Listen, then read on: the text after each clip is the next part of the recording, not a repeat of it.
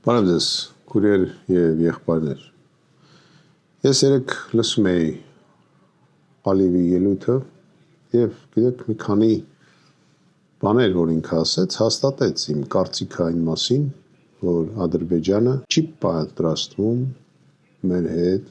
իրական խաղաղություն կնքել։ Ասում եմ, Հայաստանի օդային տարածքով մենք գնում գալիս ենք, նույնիսկ ցույցություն չենք հարցնում։ Գիտեք, կարող է դա տենց է, կարող է դա տենց չի, բայց դա կապ չունի։ Եթե ինքը դա ասում է, ուրեմն կարա ասի։ Սրանից ես եզրակացնում եմ, որ Հայաստանի Հանրապետության իշխանությունները հանձնել են արդեն Հայաստանի օդային տարածքը,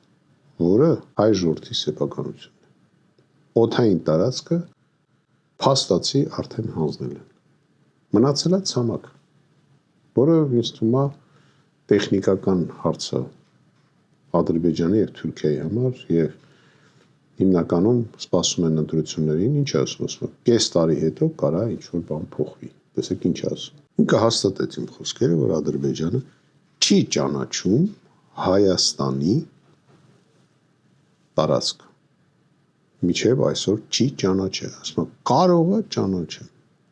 եթե դες լավ պահեք։ Ոնց է ձեզ համար։ Ժորժ ջան, մի հավատացեք դրա այդ խաղաղություն բառին։ Դա կապիտուլյացիա է,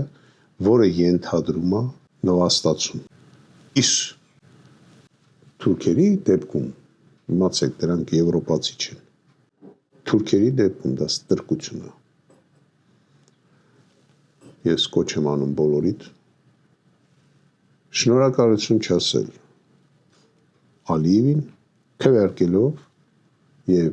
գնալով հանդիպելով Նիկոլ Փաշինյանի եւ իր թիմի հետ։